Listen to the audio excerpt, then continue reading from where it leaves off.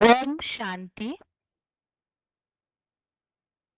भगवत गीता श्लोक क्लास में आज का श्लोक है 7वें अध्याय का 20वां श्लोक। अध्याय 7 श्लोक नंबर 20। श्लोक है, आज के श्लोकों में हेडिंग चेंज हुआ है। हेडिंग है 20 से लेकर 23वें श्लोक तक। श्लोक नंबर 20 से श्लोक नंबर 23 तक अन्य देवताओं की उपासना का विषय, अर्थात अन्य देवताओं की जो उपासना की जाती है वो कौन करते हैं, कैसे करते हैं, उसके बारे में इन श्लोकों में उल्लेख किया हुआ है। आज का श्लोक है श्लोक नंबर 20। श्लोक है, कामेस्तेस्ते ऋतज्ञानः प्रपद्यन्तेऽन्यदेवतः तं तं नियममास्ताय प्रकृत्या नियतः स्वया। श्लोक दोबारा। कामेस्तेस्ते ऋतज्ञानः प्रपद्यन्तेऽन्यदेवतः तं तं नियममास्ताय प्रकृत्या नियतः स्वया। श्लोक का संधि विच्छेद है। कामे ते ऋतज्ञानः प्रपद्यन्ते अन्यदेवतः तं तं नियमम्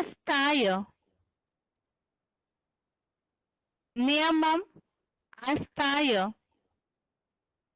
प्रकृत्या नियतः स्वया। संधि विच्छेद दोबारा। कामे ते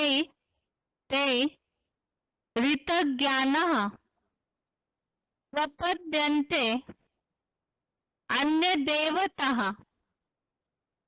तं तं नियमम् आस्ताय प्रकृत्या नियतः स्वया।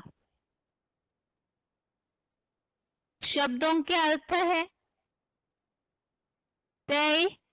ते अर्थात उन कामे अर्थात कामनाओं से, ऋतज्ञानः अर्थात अपहृत ज्ञान वाले,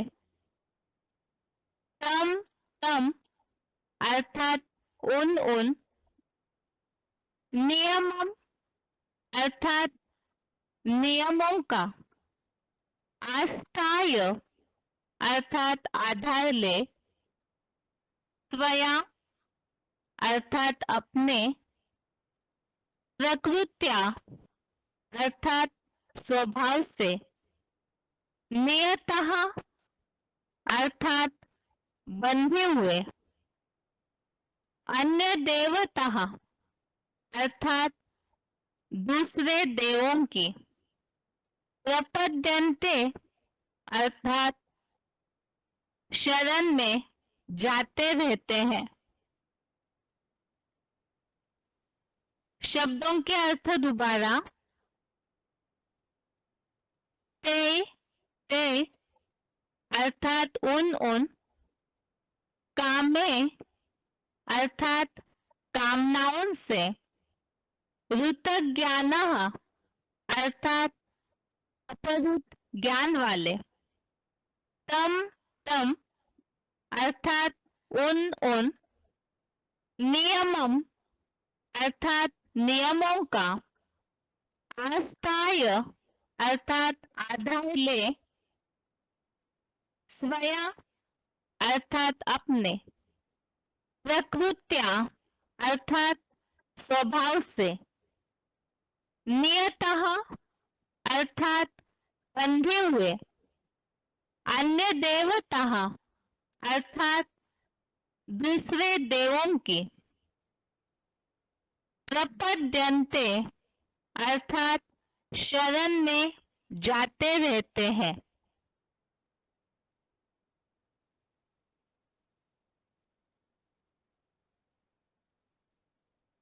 श्लोक का अर्थ है, उन कामनाओं से अपहृत ज्ञान वाले उन नियमों का आधार ले अपने स्वभाव से बंधे हुए दूसरे देवों की शरण में जाते रहते हैं। इसके पहले के जो श्लोकों का टॉपिक चल रहा था, जिसमें हमने देखा था भगवत भक्तों की प्रशंसा, तो उसमें जो उल्लेख आया हुआ है कि ऐसी आत्माएं हैं, उसमें भी विशेषकर एक मुख्य रुद्राक्ष के लिए जो बताया, वो केवल एक का ही, एक भगवान का सदाशिव ज्योति का ही आधार लेते हैं, और ऐसी महान आत्मा बहुत दुर्लभ है। और अभी के श्लोकों में जो हेडिंग है, अन्य देवताओं की उपासना का विषय, अर्थात एक भगवान तो एक ही है केवल, बाकी तो देवताएं हैं। तो ऐसे भी है जो अन्य अन्य देवताओं की शरण में जाते हैं। तो क्यों जाते हैं, कैसे जाते हैं, उसका विवरण इन श्लोकों में है। उसमें खास आज के श्लोक में जो उल्लेख आया है कि कामनाओं से अपहृत ज्ञान वाले, इसके पहले इच्छाओं के लिए, कामनाओं के लिए हमने गीता में अभी तक जो अध्याय पढ़े हैं, उसमें बहुत बार उल्लेख आया है, विविध प्रकार से इच्छाओं की बात के लिए बातें बताई है। तो इसी तरह आज के श्लोक में आया कि कामनाओं से अपहृत ज्ञान वाले, अर्थात ऐसों का ज्ञान इच्छाओं के कारण हर लिया जाता है। उन नियमों का आधार लेकर अपने स्वभाव से बंधे हुए उन नियमों का, तो इसे तो हम क्लैरिफिकेशन वाले अर्थ में समझेंगे ही। तो अलग अलग नियमों का आधार लेकर के अपने स्वभाव में ऐसी आत्माएं बंधी हुई है जो कि दूसरे दूसरे देवों की शरण में जाते रहते हैं। अब क्यों जाते हैं उसके बारे में ही बताया कि स्वभाव से बंधे हुए हैं। तो किस तरह से ये दूसरे देवों की शरण में जाते हैं, उसे समझने के लिए ही क्लैरिफिकेशन वाला अर्थ पढ़ते हैं। क्लैरिफिकेशन सहित अर्थ है,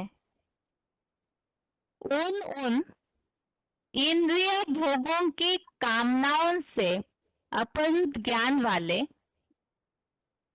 द्वापर से उन नीची कुरी में कन्वर्टेड अधकचरे ज्ञानी ब्राह्मण मुनियों के नियमों का आधार ले अनादि निश्चित ड्रामानुसार बरबस अपने अपने पुरुषोत्तम संगम युगी शूटिंग के स्वभाव से बंधे हुए पूर्व जन्मकृत अच्छे बुरे कर्मानुसार दूसरे नीची कुरी के ब्राह्मण देवों की शरण में शूटिंग प्रमाण कल्प कल्प जाते रहते हैं। एडवांस कोर्स का जो कल्पवृक्ष का चित्र है, उसमें इन सब बातों के लिए अच्छे से क्लैरिफिकेशन समझ में आता है।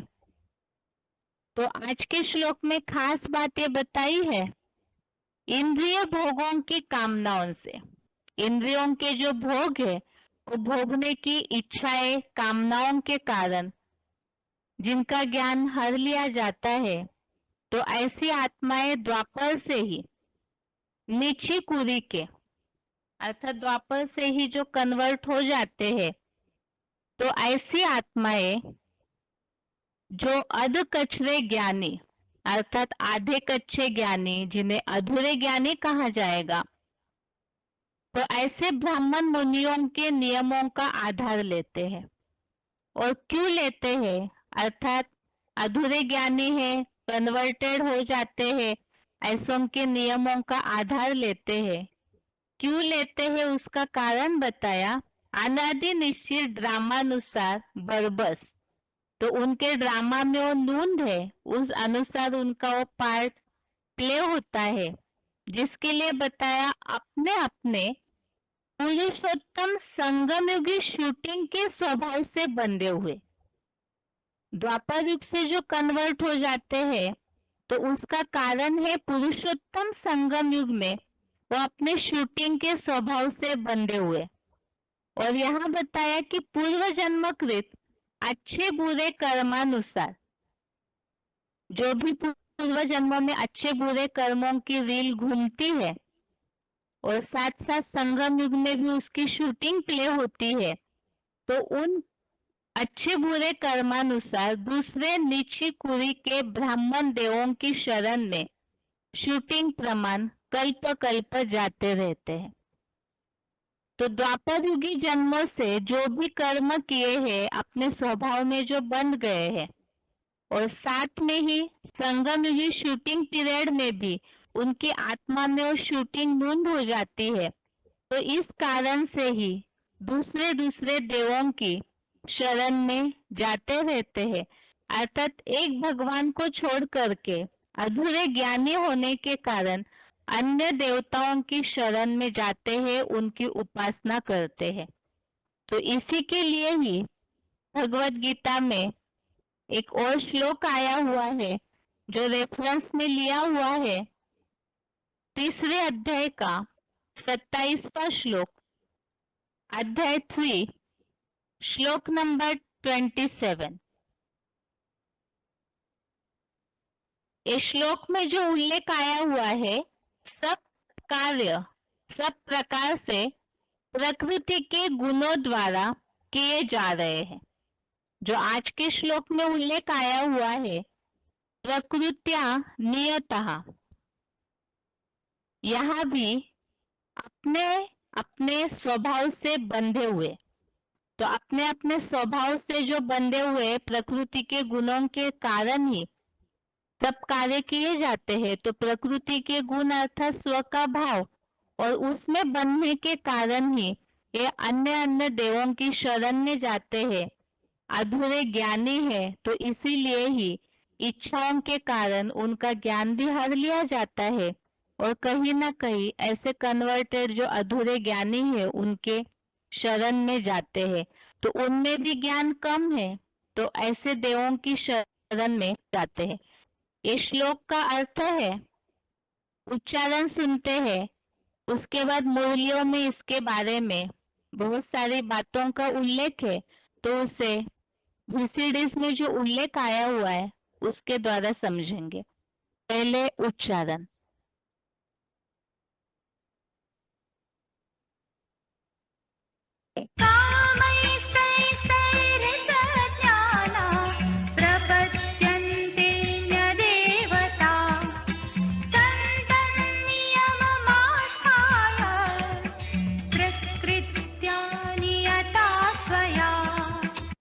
उन इंद्रिय भोगों की कामनाओं से अपहरित ज्ञान वाले द्वापुर से उन नीची कुरी में कन्वर्टेड अध कचरे ज्ञानी ब्राह्मण देवों के नियमों का आधार ले अनादि निश्चित ड्रामानुसार बरबस अपनी अपनी पुरुषोत्तम संगम युगी शूटिंग में स्वभाव से बंधे हुए पूर्व जन्मकृत अच्छे बुरे कर्मानुसार दूसरी नीची कुरी के ब्राह्मण देवों की शरण में शूटिंग प्रमाण कल्प कल्प जाते रहते हैं।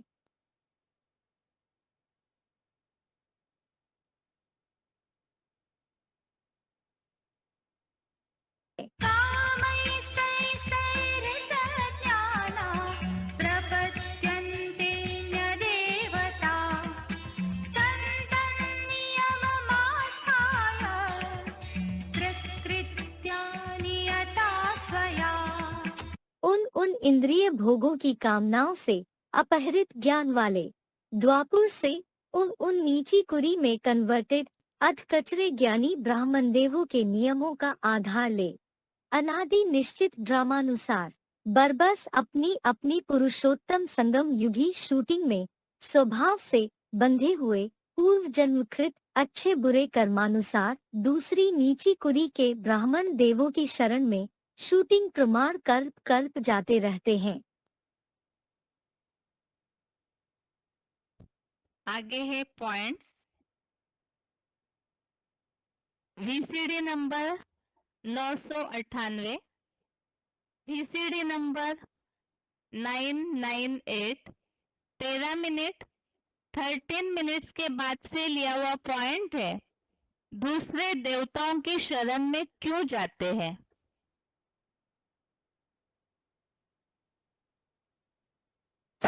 ये मनुष्य शक्ति एक रंगमंच है।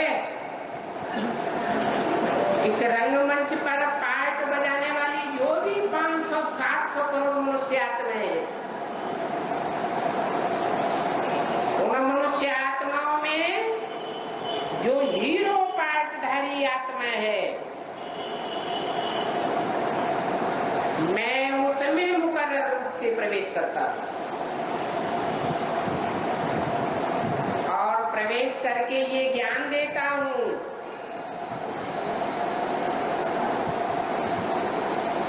कि मैं ब्रह्मा द्वारा नई सृष्टि की स्थापना करता हूं।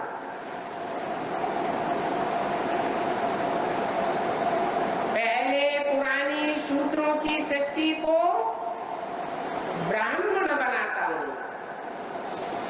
नंबरवार ब्राह्मण तैयार होते हैं, 9 कुरियों के ब्राह्मण।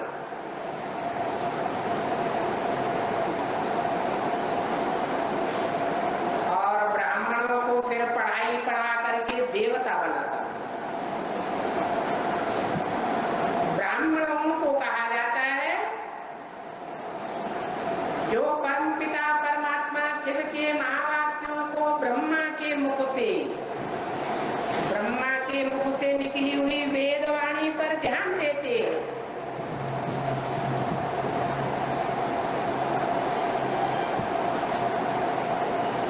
ब्रह्मा मुख से पैदा होने के कारण ब्रह्मा मुख वंशावली ब्राह्मण कहे जाते हैं। मुख से निकले हुए ज्ञान से पैदा होते हैं।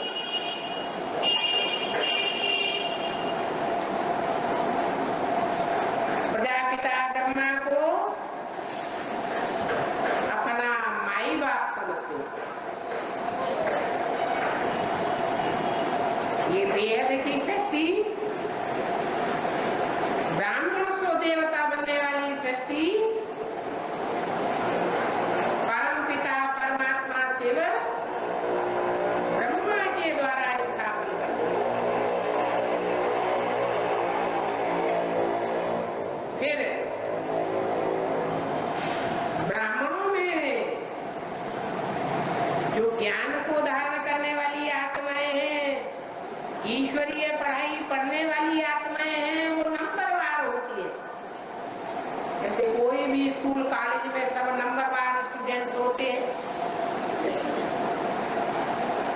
कोई फर्स्ट क्लास पास होने वाले, कोई सेकेंड क्लास, कोई थर्ड क्लास, कोई फेल हो जाते हैं। ऐसे ही वो परमपिता परमात्मा इस सृष्टि पर आकर के ब्रह्मा के द्वारा ब्राह्मण सृष्टि की रचना करते हैं। उन ब्राह्मणों में सब एक जैसे ब्राह्मण नहीं होते हैं। रावण, कुंभकर्ण, मेघनाथ जैसे ब्राह्मण भी हुए हैं अत्याचारी,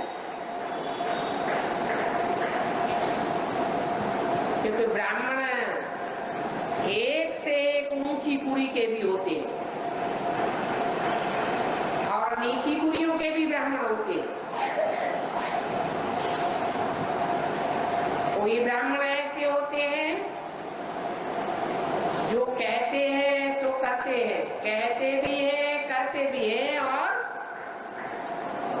दूसरों से कराते भी। उनकी कथनी और करनी एक होती है। कोई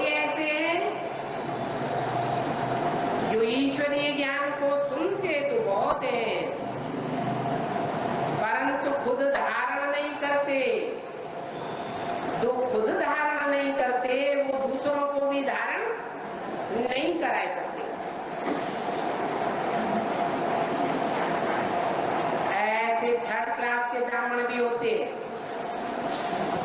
जैसे रावण को प्रकांड विद्वान माना जाता है, बहुत ज्ञानी था, परंतु धारणा में कर्म कैसे थे? निष्कृष्ट कर्म करने वाला था, व्यभिचार को फैलाने वाला था, पराई स्त्री पर दृष्टि डालने वाला था।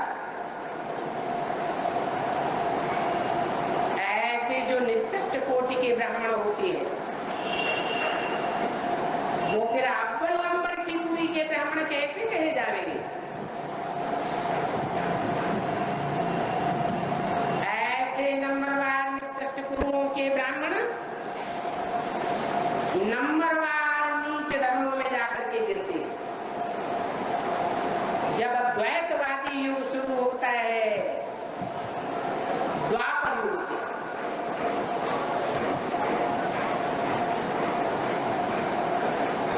कोई इब्राहिम के इस्लाम धर्म में गिरते हैं,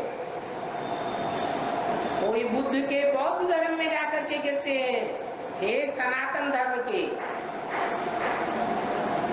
परंतु ईश्वरीय पढ़ाई ठीक से न पढ़ने के कारण अधूरापन रह जाता है। वो कमी उनको दूसरे धर्मों में कन्वर्ट कराई देती। कोई क्रिश्चियन धर्म में गिरते हैं, कोई मुस्लिम धर्म में गिरते हैं मोहम्मद के आने के बाद।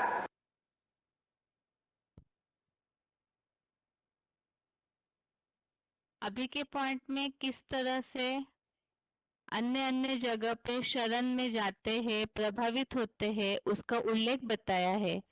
आगे का पॉइंट है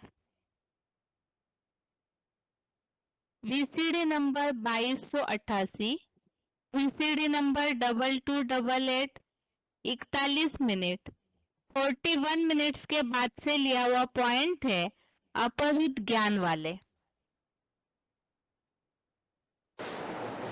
लेकिन बाप वाणी किसके लिए चलाते हैं? भले यहाँ आकर रहते हैं, लेकिन वाणी उन बच्चों के लिए चलाते हैं जो कभी भी दूसरे धर्म में कन्वर्ट नहीं हुए।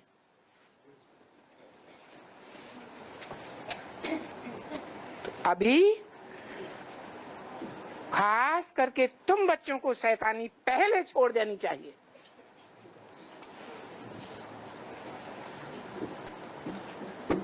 शैतान है रावण। रावण के 10 सिर दिखाए जाते हैं,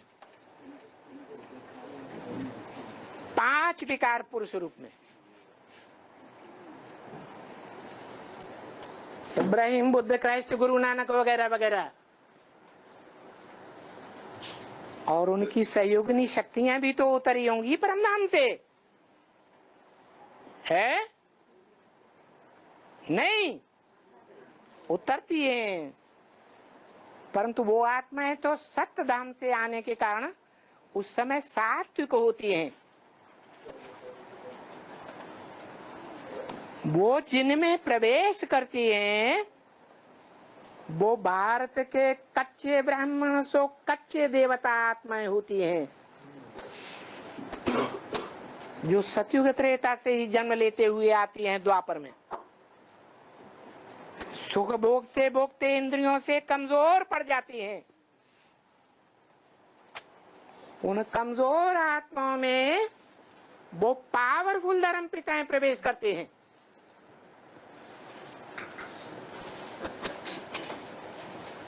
और उनको कन्वर्ट कर लेते हैं।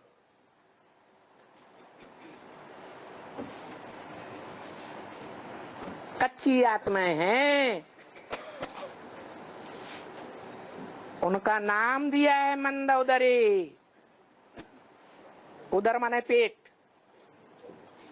कैसी उदरी? मंद बुद्धि वाली, जो रावण के संग में आकर के जन्म जन्मांतर ऐसी बुद्धि वाली बन जाती हैं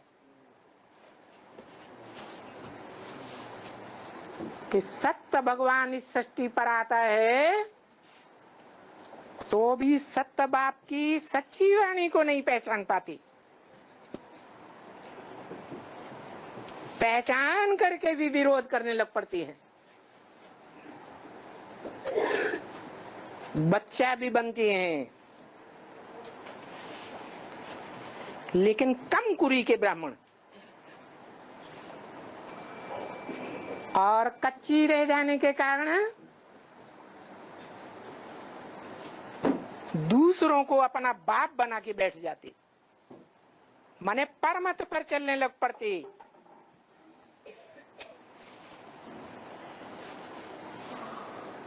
दूसरों के संगठन में आ जाती और बाप को छोड़ बैठती। आगे का पॉइंट है selected point number 1370। Selected point number 1370 converted अधकचरे ज्ञानी ब्राह्मण।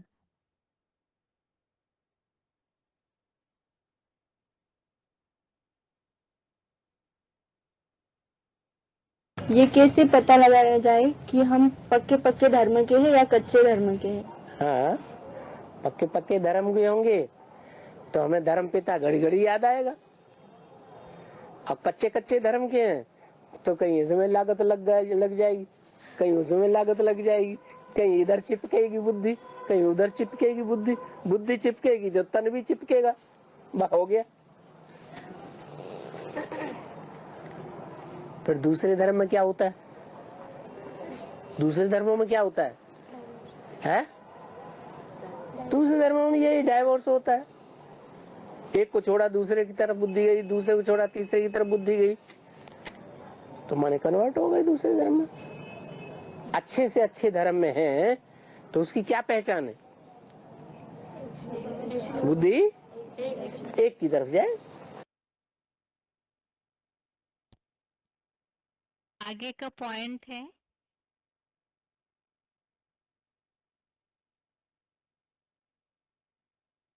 Short point number 130, short point number 130 ब्राह्मणों की दुनिया में भक्त कौन है? बाप ही कहते हैं जो मेरे बनते हैं मैं उनको ही वर्षा देता हूँ।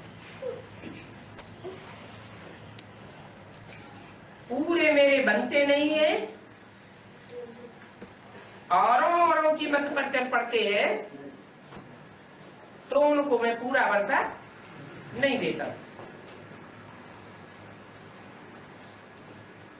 जो मेरे बनते नहीं है वो श्रीमत पर चल ही नहीं सकेंगे।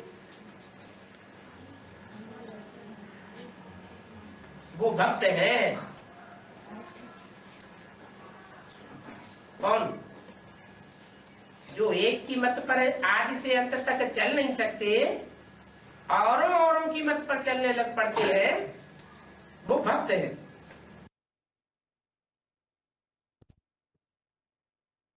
आगे का पॉइंट है VCD number 263, VCD number 263 12 minute 12 minutes के बाद से लिया हुआ पॉइंट है स्वभाव से बंध जाने वाले। लेकिन बाप कहते हैं 63 जन्म के मेरे बच्चे आदि हैं सुनने और सुनाने के। मनुष्य गुरुओं से सुनते हैं, मनुष्यों को सुनाते हैं, तो आदत यहाँ भी बहुत पक्की हो जाती है। कितने साल हो गए सुनते सुनते? अभी जब से बाप आया है तब से कितने साल हो गए? 68 साल हो गए। और 68 साल में भी अभी हम किससे किससे सुनते रहते हैं? और कितने बच्चे हैं जो गुरुओं से ही सुनते रहते हैं। यहाँ तक कि इतना कह देते हैं कि भगवान भी आ जाए, ब्रह्मा भी आ जाए तो हम नहीं मानेंगे। जब हमारी दादी मानेगी तो हम मान जाएंगे। जब जगदीश भाई मानेंगे तब मान जाएंगे। तो बाप कहते हैं जो जिस धर्म का होगा वो उसी की बात मानेगा। इसका तुम गम मत करो। क्या है, बाबा ने तो कहा है एक बाप से सुनना है, अनेकों से सुनेंगे तो व्यभिचारी ज्ञान हो जाएगा। और ये ऐसे कहते हैं, वो तो कहेंगे। क्यों कहेंगे? क्योंकि वो कल्प कल्पांतर यही धंधा करते आए हैं। भले भगवान बाप सुनाने के लिए आ जाता है तो भी वो देहधारियों के चक्कर में फंस जाते हैं।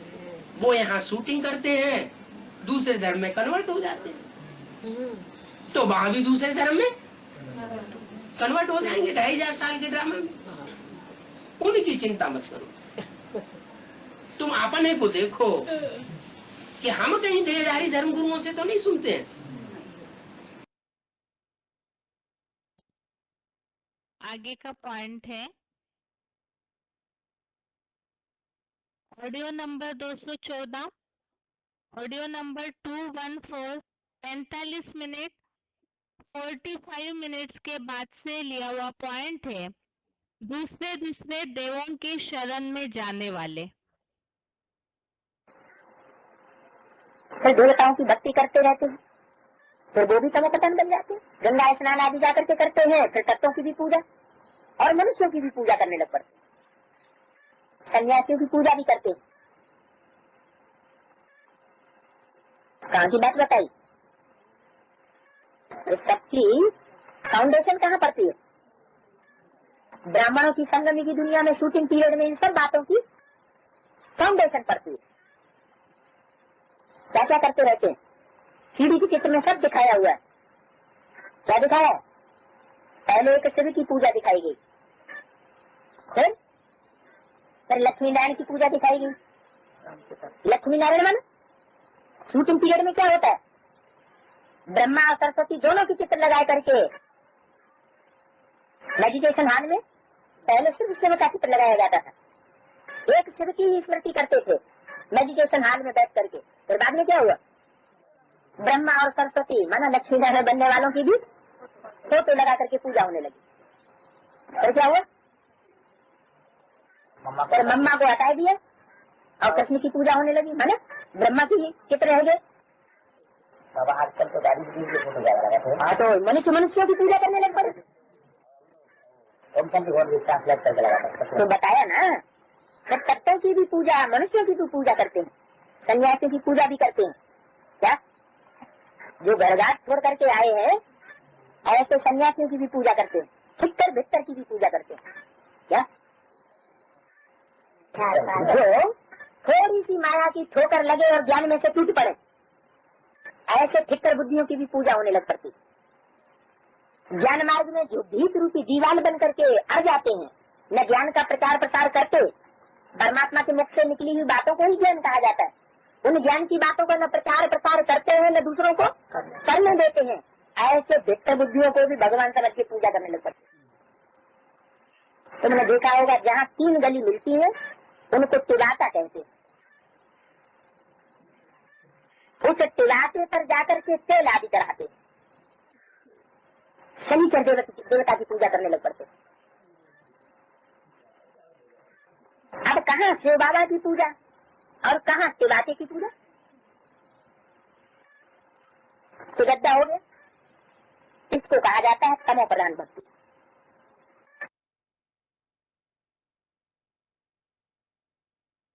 आगे है selected point number 1934, selected point number 1934।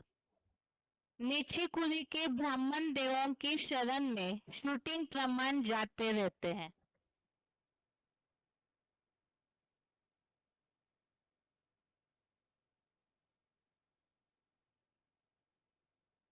मुरली में मना किया है इस ब्रह्मा का फोटो भी न खींचो। अगर इसका फोटो खींचेंगे तो पतित हो जाएंगे, पद भ्रष्ट हो जाएगा। तो जिन ब्राह्मणों ने इस बात को धारण कर लिया, मान लिया और प्रैक्टिकल जीवन में चलने लगे, ब्रह्मा का फोटो निकाल दिया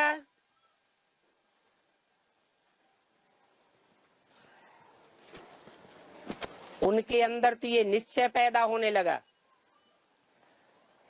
कि हमारा पद ऊंचा बनने वाला है। और जिनकी बुद्धि में ये बात नहीं बैठी और अभी भी ब्रह्मा का फोटो रख रहे हैं, उनका पद नीचा हो गया या ऊंचा होने वाला है? उनका पद ही नीचा हो गया। जिन आत्माओं का पद या आत्मा रूपी मन का अनेक प्रकार की मालाओं के बीच जितना जितना नीच बनता जाएगा, नीचे की स्टेज धारण करता जाएगा, उतना ही वो आत्माएं धर्मराज के ज्यादा से ज्यादा डंडे खाएंगी। और जितने डंडे खाएंगी उतना ही पद नीचा हो जाएगा। तो ब्रह्मा का ही फोटो नहीं रखना है, ब्रह्मा का ही फोटो नहीं देखना है, तो ब्रह्मा कुमार कुमारियों का फोटो रखना है, देखना है, खींचना है? नहीं। इसलिए वो तथाकथित कच्चे ब्राह्मण हैं। उनके घरों में तो फोटो के ढेर लगे हुए हैं। ब्रह्मा के फोटो लो, दीदी के फोटो लो, दादी के फोटो लो, ब्राह्मणों के फोटो लो, पूरी एक मैगजीन की मैगजीन ही बनाई हुई है। हर मास उस मैगजीन में फोटो ही फोटो छपाए जाते हैं। तो पतन होना है या पावन बनने के आसार हैं? पतन हो जाता है। और आत्मा का इतना हनन होता है कि वो आत्माएं कमजोर बनने के कारण द्वापर युग से दूसरे दूसरे धर्मों में कन्वर्ट होने लग पड़ती है। स्वधर्म से नीचे गिर के पर धर्म को अपनाना पड़ता है। जो देवताएं थे वो ही हिंदू बने, जो हिंदू थे वो ही दूसरे दूसरे धर्मों में कन्वर्ट हुए। नहीं तो हमारा धर्म सबसे पुराना है, हमारा देश सबसे पुराना है, हमारी जनसंख्या संसार में सबसे जास्ती होनी चाहिए या कम होनी चाहिए? फिर कम क्यों हो गई? क्योंकि जो श्रीमद् भगवान को भी न मानने वाले, भगवान की वाणी पर भी ध्यान न देने वाले, भगवान की वाणी की अवहेलना करने वाले ऐसे कमजोर ब्राह्मण इस परिवार में घुसे हुए हैं, जो द्वापर युग से और धर्मों में कन्वर्ट होकर के भारतवासियों को धोखा दे देते हैं। और धर्मों में कन्वर्ट हो जाते हैं तो और धर्मों की जनसंख्या बढ़ती रहती है और भारतवासियों की जनसंख्या कम होती जाती है।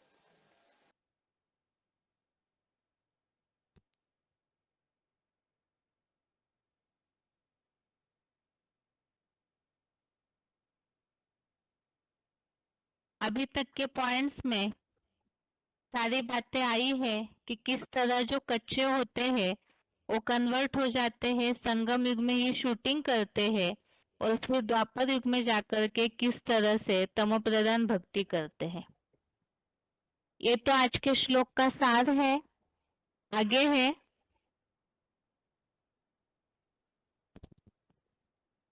इस हफ्ते की श्लोकों की रिवीजन और साथ में ही जैसे कि अनाउंस किया गया था सोमवार को ऑनलाइन टेस्ट होगा, तो उसके लिए इस हफ्ते हमने श्लोक पढ़े हैं 17 से लेकर 20 तक।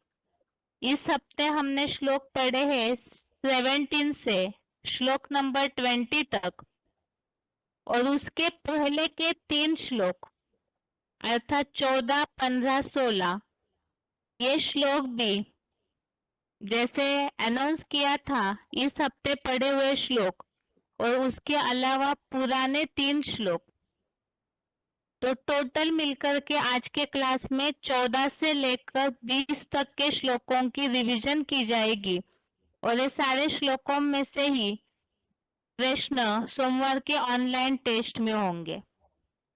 तो श्लोक की रिवीजन है, पहला श्लोक है श्लोक नंबर 14।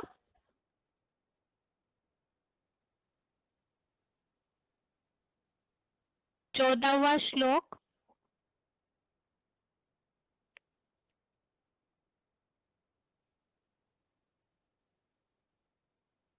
ये श्लोक है, दैवी हेषा गुणमयी मम माया दुरत्यया मामे व ये प्रपद्यन्ते माया मेताम तरन्ति ते। श्लोक का अर्थ है, निश्चय ही यह देह असली में मेहरोली के मायापति बने मेरे महादेव वाली त्रिगुणमयी देवी महामाया को पार करना कठिन है। जो तन मन धनादि सर्व रूप से मेरी शिव बाबा की ही अव्यभिचारी शरण लेते हैं, वे अष्टमूर्ति देवात्माएं इस बीजरूप माया को पार कर जाते हैं। और इसके लिए पॉइंट नीचे दिया हुआ है, मुरली तारीख 14/5/70, मुरली डेट 14 मई 1970। शंकर क्या करते हैं, उनका पार्ट ऐसा वंडरफुल है जो तुम विश्वास कर न सको। आगे है 15वां श्लोक, श्लोक नंबर 15। ये श्लोक हम पहले भी रिवाइज कर चुके हैं, इसलिए केवल उसको शॉर्ट में पढ़ के आगे बढ़ेंगे। 15वां श्लोक है, नमाम दुष्कृतिनो मूढ़ा प्रपद्यन्ते नराधमः मायया परितज्ञाना आसुरम भावमाश्रिता। अर्थात इस महामाया द्वारा जिनका ज्ञान हर लिया गया है, वे द्वैतवादी धनुपुत्र दैत्य आसुरी हिंसा के मनमाने भावों से आश्रित हुए, भ्रष्ट इंद्रियों की भी हिंसा वाले दुष्कर्मी और ऐसे ही नर निर्मित नरक के नीच मनुष्य मूर्ख लोग मेरी शरण में सहज रीति नहीं आते।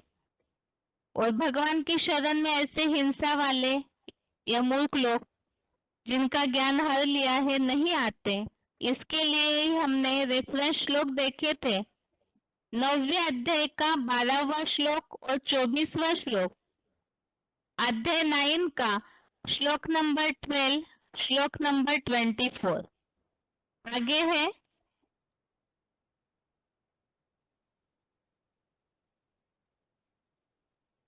16वां श्लोक, श्लोक नंबर 16।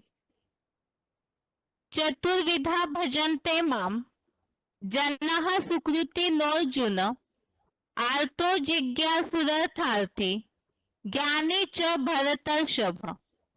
अर्थात हे भरत या विष्णु वंश में श्रेष्ठ अर्जुन, द्वापर युग से 4 प्रकार के पुण्यकर्मी क्षीण पापा लोग मुझ निराकार प्लस साकार को भजते हैं। विपत्तिग्रस्त, कुछ जानने के इच्छुक, धनार्थी और तीनों लोकों में सब कुछ जानने समझने के प्रयासी अर्थात ज्ञानी। आगे है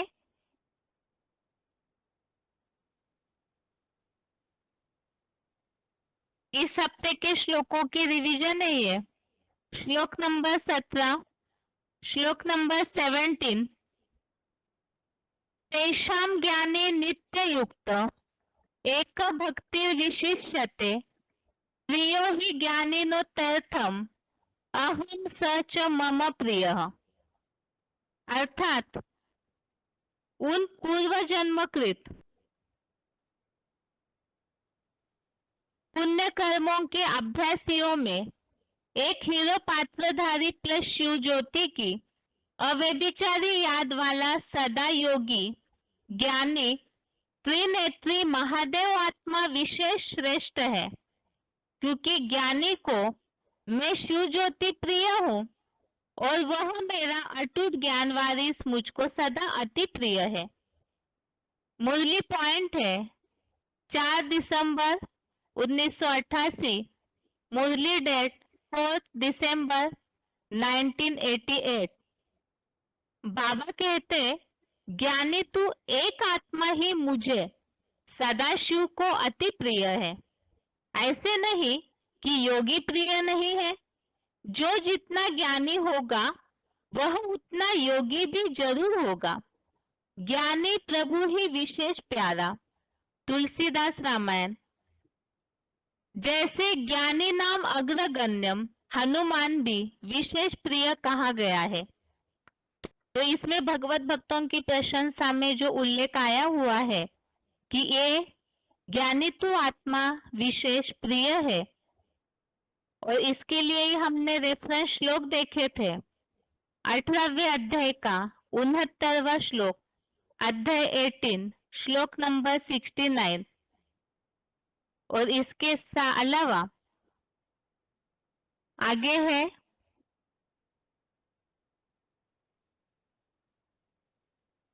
5वें अध्याय का 4था और 5वां श्लोक।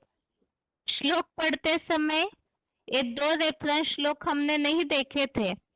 5वां अध्याय तो हम पहले भी पढ़ चुके हैं, जिसमें ज्ञानी, जो जितना ज्ञानी वो उतना योगी, और जितना जो योगी उतना ज्ञानी, इस बात का उल्लेख आया हुआ है 5वें अध्याय का 4था और 5वां श्लोक, अध्याय 5 श्लोक नंबर 4 श्लोक नंबर 5। 17वें श्लोक में भी ज्ञानित्व आत्मा का उल्लेख है, और इन श्लोकों में ज्ञान से जो पद प्राप्त होता है वही योग से भी होता है, इस तरह का उल्लेख है। आगे है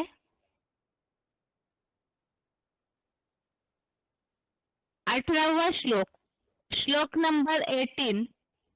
श्लोक है उदारः सर्व एवैते ज्ञानी त्वात्मैव मे मतम आस्थितः स हि युक्तात्मा मामे वानुत्तमाम गतिम। अर्थात यो तो ये सारे चारों ही श्रेष्ठ है, किंतु संपूर्ण ज्ञानी तो जैसे मेरी अपनी आत्मा ही है, ये मेरा मत है, क्योंकि वह योगी आत्मा मुझ सदाशिव की, सदाशिव ज्योति की परम ब्रह्म लोकीय सर्वोत्तम गति में ही आधारित है। इसलिए संपूर्ण संगठित चतुर्मुखी ब्रह्मा को 1000 भुजाओं वाला कार्तवीर्य अर्जुन भी दिखाते हैं, किंतु अमोघ वीर्य शंकर को इतनी और ऐसी सहयोगी भुजाएं नहीं दिखाते। नीचे तुलसीकृत रामायण का उल्लेख लिखा है, जिनके कछु और आधार नहीं तिनके तुम ही रखवारे हो। और तो सभी सीताएं हैं जो अपरा प्रकृति प्लस माया के अधीन हो जाती है। इसीलिए यादगार में आज भी गांवों में गाते हैं, राजा एक राम भिखारी सारी दुनिया। तो इसमें जो उल्लेख आया हुआ है, जो ऐसा योगी तो आत्मा वो उतना ही ज्ञानी होगा, और एक सदाशिव ज्योति का ही वो आधार लेता है, और इस दुनिया में किसी का भी आधार नहीं लेता। इसलिए वो एक राजा है और बाकी सारी दुनिया भिखारी। आगे है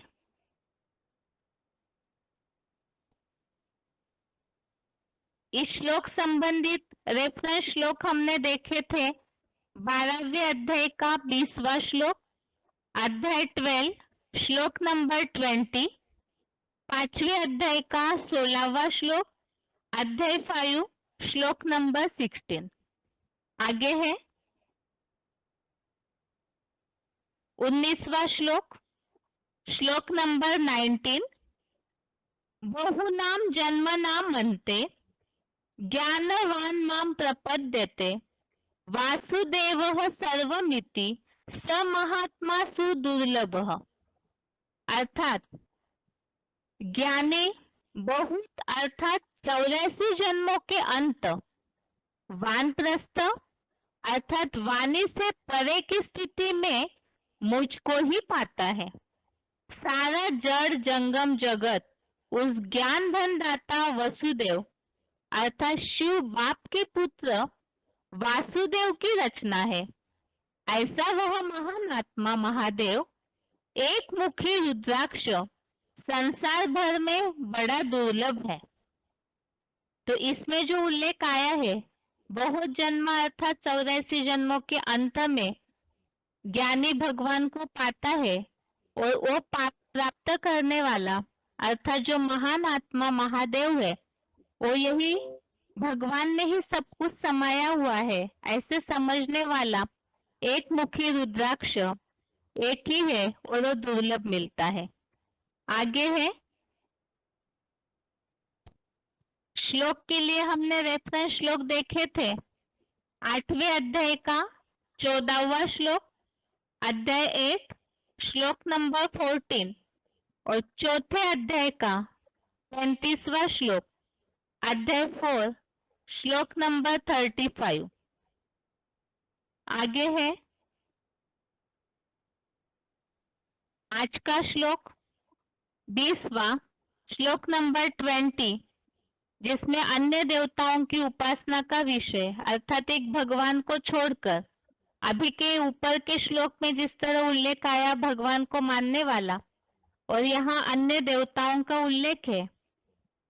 20वां श्लोक है कामे स्थे रत ज्ञान प्रपद्यन्ते देवता तम तम नियममास्ताय प्रकृत्या नियतः स्वया।